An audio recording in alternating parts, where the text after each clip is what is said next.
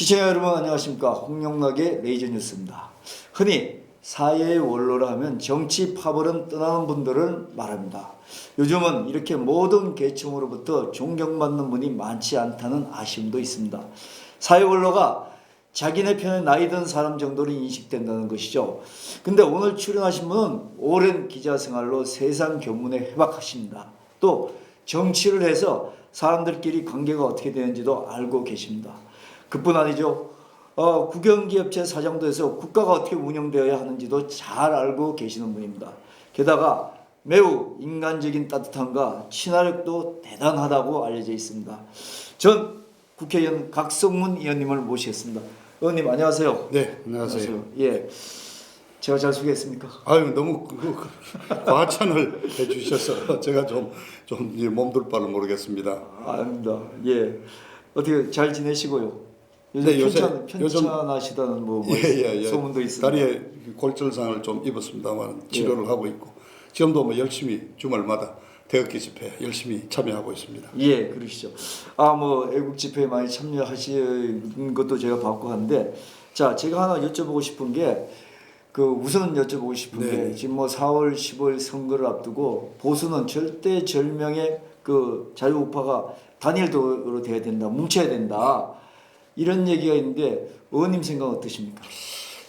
그런 말씀을 많이 해죠. 보수 통합 이러는데 사실 그게요. 심정적으로는 이해가 가는데 그 문제를 하나하나 따져보면은 굉장히 참 심각한 문제가 많습니다. 방금 우리 홍 대표께서도 그저 부담 없이 내년 총선도 있고 총선을 앞두고 보수가 뭉쳐야 된다 이러지 않습니까? 이렇게 되면요. 좀 죄송한 얘기입니다. 내년 4.15 총선을 우파가 이기기 위해서 보수 통합이 필요한 것처럼 논리가 전개되거든요. 그렇죠. 그건 아니거든요. 첫째 보수 통합은 현재 우리 보수 통합을 하시는 분들의 첫 번째 목표는 뭐겠습니까? 바로 이 문재인 좌파 정권. 그렇습니다. 이 정권을 조속히 하여튼 종식시켜야 된다. 좀 더 쉽게 말해서 문재인이 끌어내려야 된다. 여기에 우선 초점이 맞춰져야 되는 거고. 그리고 정치 일정은 내년에 있게 돼 있는데 그때도 또 그 부분도 가야 되는 거죠. 그러니까 그다음에 이제 이 보수 통합이라는 말씀을 하는데요. 구체적으로 그러면은 어떤 정도의 상황을 통합이라고 그러느냐. 그 방금 말씀하셨듯이 그냥 문재인이 좌파 정권은 끌어내려야 된다. 끌어내는 이유는 단 한 가지죠. 이 친구들이 경제 실패했다, 안보가 문제다 이게 아니라 더 근본적으로 대한민국 자유민주공화국 체제로 가는 대한민국 아직 헌법을 무시하고 이걸 아예 그냥 공산주의 체제로 좀 체제를 좀 바꾸려고 그러고 있단 말이에요. 우리가 헌법이 아직 엄연히 있고 우리가 대통령으로 뽑아줬지만은 대한민국의 체제를 바꾸라고 그러고 이걸 북한에게 갖다 바치라고 그런 권한을 위임한 건 아니거든요. 그렇습니다. 그래서 이제 우리가 이른바 국민 저항권을 발동을 할 수 있다, 우리 충분히. 그렇게 해서 10월 3일 날 아주 300만 명이 나왔지 않습니까? 10월 9일 날 또 나왔고요. 그리고 지난 25일 날, 26일 날도 어마어마한 또 몇십만 명이 나왔고요. 지난 토요일도 최소한 한 3, 40만 명은 광화문에 집결을 했습니다. 또 이번 또 토요일은 그렇죠. 11월 9일 여기에는 또 다양한 또 아주 천만 지금 군중을 모으겠다고 또 한쪽에서는 주장하고 있단 말이죠. 그러니까 문재인 정권을 끌어내려야 된다. 조속히. 여기는 이미 다 마음이 같아요.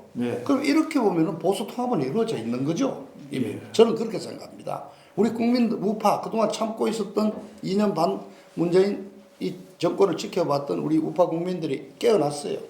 똑같은 분노를 느꼈어요. 그러니까 이건 공정하지 못하다는 판단을 내렸어요. 이건 지나치다. 그거 좀 내려야 되겠다. 결론이 났어요. 그러니까 심정적으로 보수 통합은 이루어져 있어요.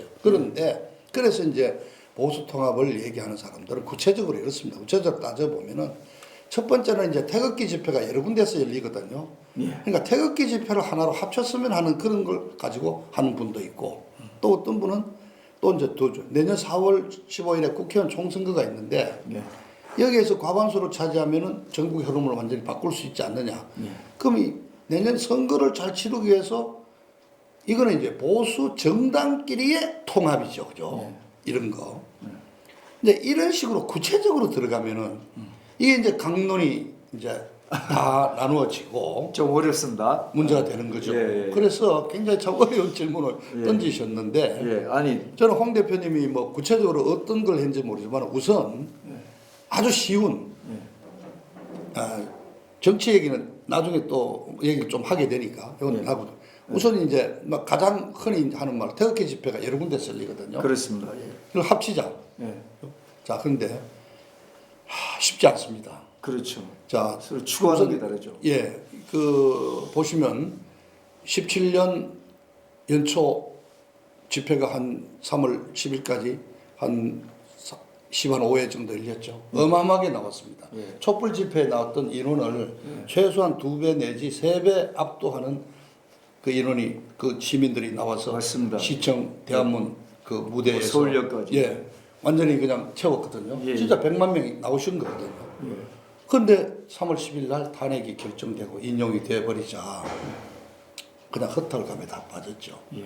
그래서 몇 달간 있다가 이제 국본이라는 말하자면 그때는 탄기국 있죠. 대한문 집회가 탄핵 기각 막 국민운동본부가 탄기국에서 이제 국본 태극기 혁명 국민운동본부라는 국본이 제일 먼저 다시 만 한 달 남짓 뒤부터 정확한 날짜는 제가 뭐 계산을 못해 대한문 집회를 시작했거든요. 근데 문제는 규모는 이제 확 줄어들었죠. 그리고 새누리당에서 출발해서 애국당으로 만들어진 그 정당이 저기 이제 서울 저좀 뭡니까 해화동 마로니에 공원을 중심으로 왔다 갔다 하다가 서울역에 정착을 하게 됐고 그러면서 가을쯤에 광화문 동안면세점을 중심으로 일파만파라는 팀이 또 만들어져서 시작을 하게 그렇습니다. 됐고 예. 이런 식으로 17년 탄핵 결정 이후에도 다시 우파들이 몸을 추스려야 된다 해서 시작이 됐거든요. 그런데 그동안에도 자 보신각 쪽에서는 박근혜 대통령 무슨 구명 무슨 총연합회인가가 하고 있었죠. 수은회관 쪽에서 또 그 연보험 대표가 중심으로 하는 그런 분들이 있었죠. 뭐 하여튼 이런 식으로 각자 나름대로의 그 어려운 여건에서 이 경비를 조달을 하고 또 주장하는 바가 있고 뭐 이렇게 해서 지금 다양하게 왔는데 우선 결론부터 말하자면 그 집회를 어느 한 사람 휘하에 다 모아가지고 어떤 총사령관을 하나 두고 그 밑에 일사불란하게 지휘를 하는 형태로 가도록 한다. 이런 통합을 원하신다면 저는 결론부터 그건 불가능합니다. 왜냐하면 우리 우파들 자체가 굉장히 의견이 다양하고 그죠? 다양하고 또 그 말하자면 그 하시는 분들의 성향이 또 다르고 이제 또 주장하는 바가 다르거든요. 더 이제 솔직하게 얘기하면 제일 큰 문제는 바로 탄핵입니다. 박근혜 대통령에 대한 탄핵을 어떻게 보느냐 하는 게 바로 이제 그러니까 염려하는 부분이거든요. 그러니까 이제 박근혜 탄핵 당시 16년 연말 17년 초에 뭐 지지율이 믿거나 말거나 뭐 10% 미만까지 떨어졌으니까 그 당시는 대한민국 이 관제 언론들이 막 동원하는 그 쓰는 그 기사를 보고 이런 식의 국정농단이 벌어지고 박근혜 대통령 저렇게 무능하고 그냥 매일 앉아갖고 보톡스 주사나 맞고 저렇게 살았구나 하는 식으로 우리 온 국민이 어떻게 보면은 그냥 마취가 세뇌가 돼버렸어요. 그래서 그냥 이렇게 갔는데 지나면서 보니까 아니단 말이죠. 탄핵 심판 과정을 보니까 이제 위헌이라는 얘기가 막 나오고 있고 그다음 대통령을 또 잡아 넣었어요. 3월 31일 날 새벽에 구속을 시키고 조사를 하는 과정에서 단돈 1원도 먹은 게 없고 돈 빼내가지고 노후 살림으로 최순실이하고 이렇게 했다는 그 돈이 몇백억이 그대로 남아있단 말이죠. 딴 돈이 자 태블릿 PC 최순실이 게 아니라는 게 다 드러났고 이러면서부터 허물어진 거죠. 그래서 이제 이 태극기 집회의 중요한 첫 번째 구호가 바로 이제 그거였죠. 박근혜 대통령에 대한 탄핵이 무효다. 근데 그 초기만 해도 문재인 정부 끌어내리자는 얘기는 안 나왔죠. 왜냐면 그렇죠. 뭐 5월 달에 어쩌든 5월 9일 선거를 통해서 취임을 했으니까 그냥 이제 공격이었죠. 정책에 대한 공격. 그죠? 좌파 성향 너무 지나치게 나간다. 너무 북한만 매달린다. 그런데 작년 6.15, 6.13입니까? 지방선거 예. 민주당이 압승했지 않습니까? 그렇죠. 서울구청장 25명 중에 단 한 명을 빼고 24명이 명이, 예. 민주당이 가지 않습니까? 이건 뭐냐? 작년 6.13 지방선거 때까지만 해도 네. 이 문재인 좌파 정권이 하고 있는 여러 가지 행태에 대해서 어떻게 보면 국민들이 아직도 정신을 못 차리고 그냥 빨려들었어요. 그런데 뭐냐? 김정은이 불러다가 판문점에서 벌이는 평화쇼에 예. 다들 어떻게 보면 거의 마취되다시피 해서 그냥 혼미하게 있은 거예요. 평화가 유지된다. 근데 이제 작년 연말을 기해서 이제 서서히 이제 깨어나기 시작한 거죠. 여러 가지 상황이 있고 국민들이 여러 가지 경제 국가 파탄 상태에서 이제 이건 깨어났는데 자 그래서 두 가지로 큰 이슈거든요. 문재인 정권 조속 퇴진. 예. 근데 거기에도 자 구체적으로 얘기합시다. 한 이왕 시작 하야라는 걸 주장하는 분이 있어요. 예. 또는 뭐 탄핵을 하자는 분이 있어요. 예.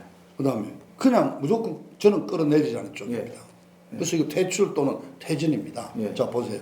하야라 하는 거는 대통령으로 일단 인정해 줘야 돼요. 예. 인정된 대통령이 국민의 여망을 받아들여서 스스로 물러나도록 하자는 거죠. 예. 이건 굉장히 어떻게 보면 문재인한테 너무 관대하고 문재인을 너무 띄워주는 거예요, 사실은. 그러니까 아예 저희들은 17년 5구 대선이 예. 불법이고, 근데 드루킹 사건은 여론 조작에 의한 불법 선거이기 때문에 예. 인정할 수 없다. 그래서 단 한 번도 저는 연설을 지금 2년 넘게 하면서 문재인 대통령이라는 말 붙인 적이 없어요. 문재인이에요. 예. 가짜 대통령으로 보는데 하야를 하자. 하야라는 말은 안 통하는 거죠. 탄핵? 탄핵은 또 뭐냐? 이건 또 여기보다 또 소극적이에요. 이건 탄핵을 할 수 있습니까? 저 민주당하고 저쪽 계열이 180석을 차지하고 있는데 결국 내년 선거를 통해서 우리가 과반수 이상을 얻고 이렇게 협조해. 이거는요. 굉장히 이거는 언제까지 기다려야 될지 모를 일이고 임기 때까지 탄핵이 과연 가능하겠습니까? 3분의 200석을 모으는 게 쉽지 않죠. 네. 국민 저항권을 발동해서 우리가 나왔다면 그냥 끌어내려야 되는 거죠. 그러니까 이런 용어 선택에 있어서부터 예. 크게 말해서 집회를 하는 주최측마다 의견이 다 다른 겁니다. 예. 근데 이제 합쳐졌어요. 예. 하나는 아까 말씀드린 문재인 정권을 빨리 조속히 끌어내리고 대한민국의 자유민주주의 체제를 확립해야 된다. 이렇게 해서 대한민국을 바로 세워야 된다. 네. 안보가 굉장히 위험하다. 네. 그래서 한미일 삼각 동맹을 토대로 한 안보를 세워야 된다. 네. 이런 몇 가지 점에서는 통일이 됐어요. 예. 다만 한 가지 아직도 남은 게 박근혜 대통령 탄핵을 어떻게 볼 거냐. 네. 근데 이게 문제가 좀 선거 얘기가 자꾸 나오는데 결국 내년 선거가 있는 거예요. 어제 자 지금 현재 이 광화문을 중심으로 정광훈 목사와 함께 아주 대규모 뭐 지금 이 시위를 아주 뭐 사실상 주도하고 있는 김문수 전 지사가 예. 어제 유튜브 자기 페이스북을 통해서 아주 용감한 얘기를 했습니다. 제가 26년간 몸담아온 자유한국당에 대해서 생각해 보겠습니다 하고 반드시 짚고 넘어가야 할 역사적 대사건이 박근혜 대통령 탄핵이다. 네. 그래서 김문수 지사는 분명히 얘기했습니다. 자기들이 앞장서서 대통령을 만들어 놓고 그래놓고도 아무런 죄가 밝혀진 것이 없는데도 자기들이 만들은 박근혜 대통령을 탄핵한 자유한국당 62명 국회의원들은 정계를 은퇴해야 마땅하다. 분명히 얘기했습니다. 자, 뭐 더 이상 인용하지 않겠습니다. 그죠? 예. 김문수 씨가 그렇게 얘기하셨군요. 그렇죠. 이게 아주 굉장히 용감한 얘기죠. 그래 이런 얘기 하자 말자 유튜브 우리 보수 유튜브들 사이 엄청 돌아다녔고 조갑재 TV에서 조갑재 선생은 댁덤 김문수가 아주 용감한 얘기를 했고 이걸로 정리하자 이렇게 했는데 저도 그렇습니다. 탄핵이 무효라고 저는 생각하고 있기 때문에 탄핵을 한 사람들은 책임을 져야 한다. 그래서 그분들이 김문수 지사가 어제 촉구했듯이 스스로 정계를 떠나시면 제일 좋은 거죠. 그런데 그분들은 그렇지 않단 말이에요. 아, 물론이죠. 그분들은 자기들은 나름대로 뭐 특히 김무성 같은 경우는 자기 철학과 소신에 따라 탄핵을 했기 때문에 절대 후회하지도 않고 절대 사과하지 않겠다 그런단 말이죠. 자 그렇게 분명히 얘기하고 지금 유튜브도 하고 있다. 김무성이가. 근데 자 이런 사람 내년에 출마한단 말이죠. 원래 은퇴한다고 그러시지 않았어요? 아니 불출마 선언을 했는데 예. 지금 뭐 미리 좀 얘기하죠. 이미 이제 험지 출마. 중진들은 험지 자기 고향이 아닌 서울 수도권 이 지역 어려운 곳에 출마한다는 명분을 내세우면서 이미 그 전에 그 저기 의원님 지금 저 말씀을 여러 가지로 세분화되고 이제 일반 국민들은 조금 뭐 아까 얘기한 그 하야냐 탄핵이냐 퇴출이냐 여기에 대해서 구분이 잘 안 돼요. 그렇죠. 안 되시겠죠. 안 돼요. 근데 지금 이제 그것까지 자세하게 설명을 해주셨습니다. 사실은 하야 퇴출이 아니라 이거는 이제 의원님 개인적인 소신은 퇴출이고 하야 저 탄핵이 아니라 퇴출해야 되고 그 이유와 타당성도 말씀을 해주셔서 이해가 잘 됐는데 결론적으로 의원님이 말씀하시기는 지금 보수들은 그 쉽게 자유우파는 통합은 됐다. 그렇죠. 이념적 말해서 이념적으로 철학적으로 통합됐다. 통합됐죠. 목표가 있으면. 예, 목표가 이제 분명해졌고 그 아까 뭐 하야든 탄핵이든 퇴출이든 일단 300만 명이 나오셨잖아요. 나 이제 문재인 지금 뭐 저는 대통령이라고 방송이니까 좀 어쩔 수 없이 해야 됩니다. 네, 맞아요. 네. 그 문재인 대통령이 이제 어쨌든 그걸 인정하지 않는다. 나가줘야겠나 다음 선거 때는 뭐 이걸로 정리가 됐는데 근데 이제 중요한 거는 지금 이제 의원님도 여기까지 정리를 해서 보수 통합은 된 거다 이렇게 정리하셨습니다. 이게 심정적으로 정신적으로 통합되어 예. 있죠. 그러면 이제 그 다음에 우리가 이제 어떤 그 현상적으로 일단 그 법에 따라서 또 사회의 어떤 제도에 따라서 정리가 돼야 되는데 그게 이제 내년 4월 10월 선거가 아니겠습니까? 그렇게 되면 이제 지금 제가 이제 여쭤보고 싶은 게 우선 4월 10월 선거는 선거 전략은 다음에 또 이따 얘기해 주시고 우선 지금 이제 그 정당들끼리 그다음 정당 내부의 통합 이게 또 현실적으로 있어야 되는 거 아니겠습니까? 근데 그 부분에 대해서 의원님 생각이 어떠신지 좀. 그것도요. 예. 자 뭉치면 뭐 살고 흩어지면 죽는다 그러는데 저쪽 민주당 쪽 한번 봅시다. 예. 저 민주당이 통합되어 있습니까? 안 돼 있죠. 전라도 쪽에서 많은 당선식이 민평당이었지 않습니까? 예. 또 안철수당 바른미래당도 있고 예. 민주당 하나로 통합 안 되고 또 잘 되고 있잖아요. 그리고 우리도요 경험이 있습니다. 2008년에 이명박 대통령 취임한 2008년 19대 총선 때 알다시피 18대죠. 18대 총선 때 그 친박 계열이 전부 다 공천 탈락하니까 이른바 친박연대라는 걸 만들었죠. 네. 친박연대 만들어서 26석인가 했고 또 무소속으로 일부 나갔고 그리고 그때 말하자면 새누리당으로도 나갔고 그랬는데 오히려 과반수 150몇 석을 얻었잖아요. 네. 그러니까요, 반드시 하나의 정당으로 뭉쳐야 된다. 이게 논리가 100% 맞지 않습니다. 현실적으로도. 네. 그리고 그러니까 이렇죠. 내년 선거만을 생각하는 정당끼리 약간의 통합이라 한다면요. 정당이 합쳐서 하나의 당으로 만드는 수도 있지만은 마지막에 주로 이제 지금 이 좌파들이 진보 쪽이 잘해왔던 게 뭡니까? 후보 단일화도 있거든요. 정당은 다 이때 후보 단일화 방법도 있고 그래서 어떻게 보면 내년 선거만을 위한 그 당시의 어떤 이 통합이라는 거는요. 어떻게 보면 좀 쉬울 수가 있어요. 그런데 이제 문제는 어느 쪽이 서로 이제 양보를 하고 그죠? 서로 하는 이게 필요한데 그러니까 정당 간의 통합은 저는 반드시 하나의 정당으로 단일화되는 것도 좋지만은 그건 또 양상이 다른 부분이 아니 있는데 왜 정당 통합이 돼야 되냐 하면은 지금 현재 의원님 뭐 물론 더 잘 아시다시피 지금 보수 통합이 이념적으로 가치적으로는 지금 되는데 그거는 뭐냐면 의원님 아까 처음에 말씀하셨다시피 문재인 대통령의 이 좌파 정권을 종식시키기 위해서 이 단일대우가 된다는 얘기지 않습니까? 그러면은 지금 현재 그 정치 공학적으로 보면은 지금 현재 표가 뭐 저쪽 이쪽 주장을 다 해도 50대 50이라고 칩시다. 그죠? 네? 지금 현실적으로 그렇잖아요. 그럼 50대 50이면 안 그래도 지금 그 유약한 보수 진영의 표가 예? 아까 의원님처럼 이렇게 소신을 가지고 가치를 가지고 보수 운동을 하시는 분이 있는 반면에 흔히 여기서 중도층이라는 사람들은 일희일비할 수 있거든요. 근데 이제 그건 이렇습니다.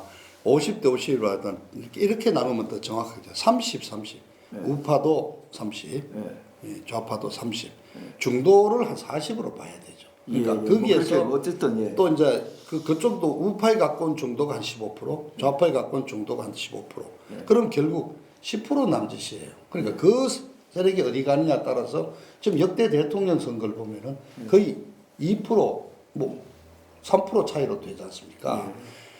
그런데 이제 문제가 하나를 합치자 참 좋은 말씀인데 지금 문제는 뭐냐? 지금 제1야당인 자유한국당에 대한 신뢰가 지금 너무 없는 겁니다. 예, 현실. 지금 우리 우파 내에서도 자유한국당을 100% 밀어주자 하는 분위기가 아니란 말이죠. 특히 이번에 보셨지만은 박찬주 그 이제 인재 영입 1호로 나왔던 박찬주 그 장군. 저는 박찬주 장군을 잘 뽑았다 생각했어요. 그분은 그죠? 그 나름대로 군인으로서 상당히 아주 엘리트 그 공부도 많이 하신 장군이었고.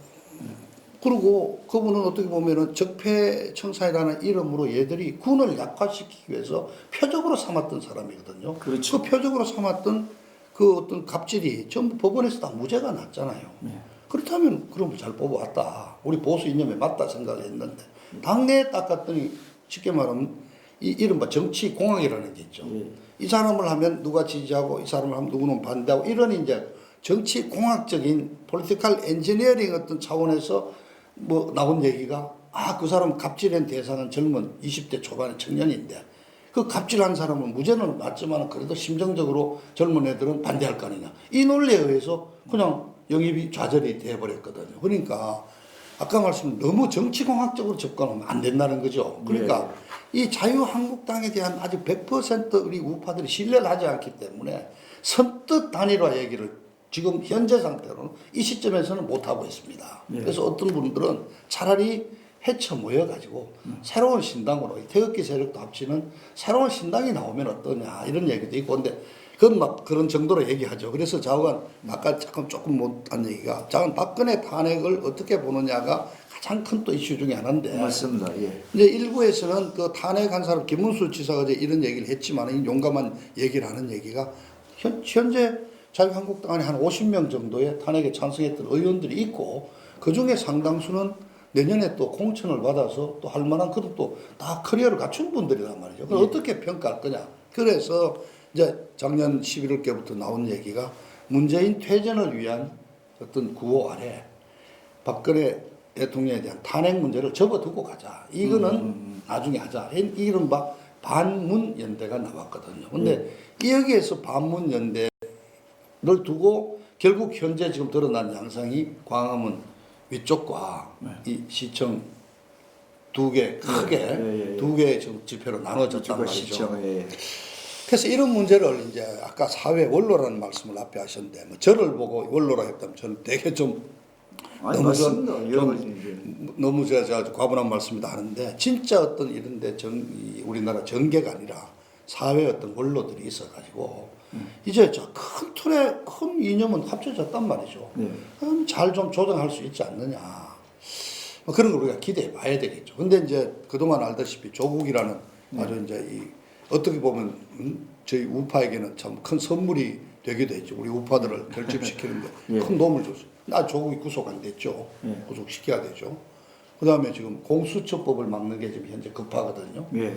그 이제 이런 게 정리가 되면은 저는 이제 선거도 내년 4월 있고 하니까 지금 12월 여러 가지 좀 이 정당 간의 어떤 이합 집산도 이루어지고 하면서 지금 공수처법만을 막는 데는 어느 집회나 다 똑같거든요. 그러니까 우선은 12월 초까지 공수처법을 막는 데 지금 집중을 하고 결국 12월쯤 되면 그런 어떤 통합에 제대로 된 어떤 진정한 보수 통합의 얘기들이 오가지 않을까 그렇게 좀 생각을 하고 있습니다. 예, 의원님 그렇군요. 사실 시간이 뭐 벌써 한 30분이나 훅 갔네요. 편집을 잘 하시죠? 아니요. 뭐 있는 대로 그대로 내겠습니다. 의원님 원체 고견이시니까 있는데 저 얘기를 듣다 보니까 의원님이 역시 원론 원래신 게 너무 많은 걸 알고 계시니까 일반 사람들 생각한 것처럼 찝어서 얘기를 좀 못 해주시고 이제 여러 가지로 이렇게 좀 분산돼서 얘기를 너무 복잡하게 얘기를 아닙니다. 그래서 아무래도 의원님이 좀 자주 저희 홍영욱 TV에 나오셔가지고 현안에 대해서 좀 구체적인 것도 좀 얘기를 해주시고 사실 저는 개인적으로 어렸을 때 의원님을 봐가지고 앵커로서 기자로서 예. 대단한 제가 저 그걸 봤거든요. 방송 리포터를 좀 일찍 시작했습니다. 해안을 봐가지고 한번 꼭 다음에도 좀 모셔가면서 좀 여러 가지 사회에 대해서 그다음에 정치에 대해서 뭐 정치 공학적인 걸 떠나가지고 좀 방향성을 좀 해주셨으면 하는 부탁을 좀 드리고 싶습니다. 그리고 오늘 여기서 시간을 좀 끝내고 싶은데 좀 아직 뭐 못하신 얘기 있으면 좀 해주시죠. 내년 접 선거를 얘기하시기 때문에 제가 중요한 걸 말씀드릴게요. 예, 예. 우리는 내년 4.15 선거가 이루어진다. 지금 이렇게 간다. 지금 어떻게 보면요, 우리 국민 여러분이 잘 모르는 게 있습니다. 패스트 트랙으로 이제 말은 신속 처리, 1년 내에 처리하도록 한 법안에 3종류가 올라가 있거든요. 그렇죠. 그게 이제 우리가 아는 이 공수처법인데 공수처를 신설하는 법안하고 또 하나가 뭐냐면은 검찰과 경찰의 수사권 조정 법안이 들어 있습니다. 그리고 하나가 선거법 개정안으로 연동형 비례대표제를 하는 겁니다. 그런데 크게 나누면은 수사권 조정도 사법 개혁에 들어가는 거니까 이 두 가지를 문희상 국회의장이 2주 전에 해서 12월 3일 이후에 처리한다고 그랬지 않습니까? 자, 12월 3일이라는 날짜의 의미를 잠깐만 말씀드려요. 12월 2일이 예산 통과 마지막 날짜입니다. 그러니까 예산 통과해야 되거든요. 우선 예산이 통과돼야지 내년도 나라가 굴러가니까. 그러니까 12월 2일까지 예산 통과해놓고 이제 가는데 우리는 공수처법을 막는 걸 더 좀 중요하게 여기고 있지만 그래서 연동형 비례대표제가 뭔지를 잘 관심을 뭐 좀 덜 가지시고 있는. 네. 국회의원들은 그게 더 급합니다. 그렇죠. 자기들이죠. 근데 그렇죠. 연동형 비례대표제는 지금 우리가 뽑는 국회의원 선출 방식이 달라집니다. 지금 우리는 국회의원을 지역구에서 출마하는 분을 보고 직접 투표를 해서 뽑지 않습니까? 네. 그 사람이 253명이에요. 257명인가 그렇죠. 257명이죠. 네. 253명, 253명입니다. 253명을 뽑고 그 비례대표가 이제 47명인데 이거를 이제 지역구를 많이 얻은 숫자대로 나라가 이제 나눠서 가죠. 되거든요. 그러니까 지역구 당선자를 기준으로 정치가 이루어지는 건데 이번은 바뀝니다. 비례대표가 75명으로 늘어나. 그러니까 전체 국회의원의 4분의 1이 우리가 직접 보고 연설도 한번 들어볼 수도 없는 듣보잡 당에서 내놓는 명단만 보고 정당 지지율을 기준으로 해서 그걸 나누게 됩니다. 그러니까 이게 어떻게 보면은 직선제가 반감이 되는 거죠. 두 번째는 지금 어쨌든 여러 가지 정당이 5개가 좀 있지만은 실질적으로는 이쪽 민주당과 이쪽 한국당 양당 제도 비슷하게 운영이 되죠. 근데 이번은 그 정당 지지율을 기준으로 해서 의석수를 이렇게 배분하는데 막 쉽게 말하면 1당인 민주당, 일단 현재로 보면 1당인 민주당, 2당인데 제1야당인 자유한국당 지금 현재 정도만큼 얻으면 비례대표는 한 석도 못 얻게 되어 있습니다. 그렇다면 민주당이 지역구에서 한 110석 정도 얻거든요. 그 110석 얻어가 어떡하느냐. 그래서 이른바 이중대를 만드는 겁니다. 그래서 지역구는 우리 뽑아주고 우리 쪽에 찍어줄 정당 지지는 이 정당에게 몰아주십시오. 그 카운터파트 대상이 지금 지목되는 게 정의당입니다.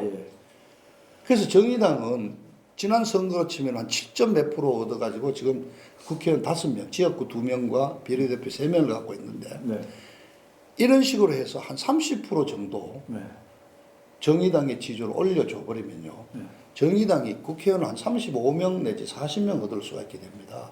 그러면 합치면은 과반이 되죠. 그죠? 거기다가 이른바 민평당이라든가 지금 바른미래당이라는 이게 호남 지역의 정당을 이렇게 하거든요.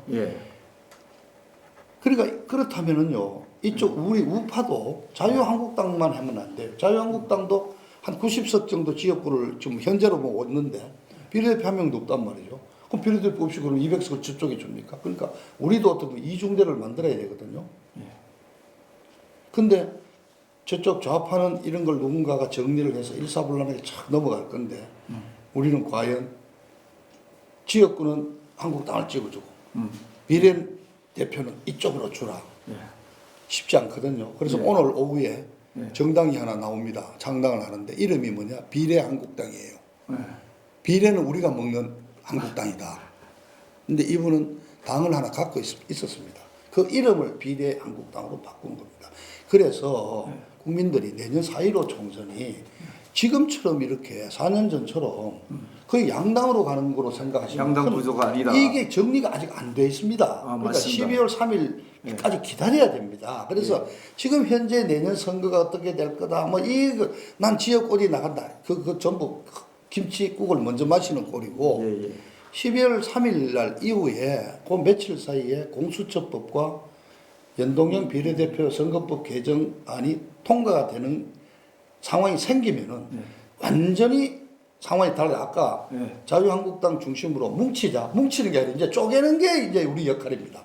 어떻게 쪼갤 거냐. 예를 들어서 대구 경북권, 부산 경남권, 충청권, 강원권, 수도권을 어떻게 쪼개느냐가 문제입니다. 또 이게 그렇기 때문에 지금 우리가 생각하는 선거 자꾸 한 달도 안 남았습니다. 한 달 기다려 보면은 양상이 많이 바뀌게 돼 있습니다. 그런데 중요한 건요. 연동형 비례대표제로 가면은 이쪽 지금 여권이 과반수는 무조건 확보하고 들어간다는 걸 아셔야 됩니다. 그럼 이게 반대해야 되죠. 그런데 자유한국당을 빼놓고 모든 정당이 연동형 비례대표를 바랍니다. 왜냐? 자기들은 지금 소수야당에서 벗어날 수 지금 그래서 정당이 우리 우파 쪽으로 치서도 몇 개가 나왔습니까? 자, 무슨 통일한국당 만든다고 지금 하고 있죠. 뭐 무슨 기독교 계통으로 무슨 기독애국당인가 하는 게 하나 나왔었죠 얼마 전에. 뭐 박결인가 젊은 친구는 뭐 새벽당도 이미 나와 있죠. 자, 허경영 씨가 하는 뭐 국가혁명당도 나와 있죠. 오늘 오후에 비례한국당이 나오죠. 이제 3%만 얻으면 국회의원이 몇 명이나 5명이 납니다. 이런 거죠. 기독교 당이 나오면 불교당도 안 나올 수 있겠어요?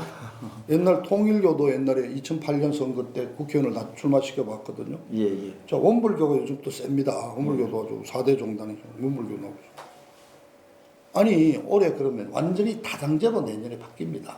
우파가요. 통합이 아니라 우파를 어떻게 정리해서 우리가 오히려 과반수 이상을 가져올 수 있는.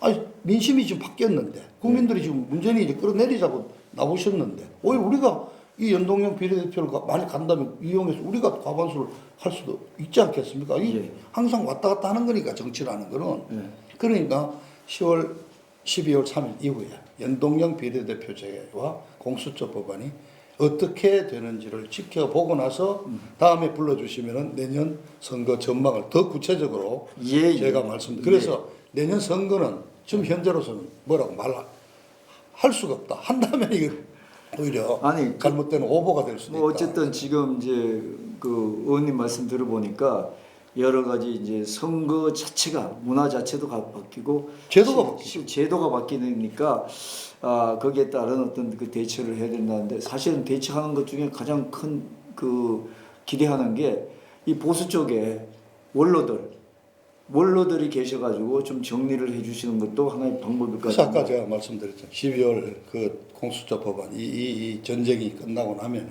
가부간에 만일 우리가 이겨서 다 저지를 하는 상황이 오면은 이제 보수는 더 힘을 얻을 거니까.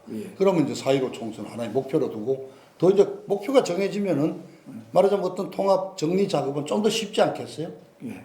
딱 그러니까 12월에는 정당 주변의 이합 집산이 이루어지면서 우리 보수 통합도 박차를 좀 더 탄력을 받아서 잘 될 수도 있다.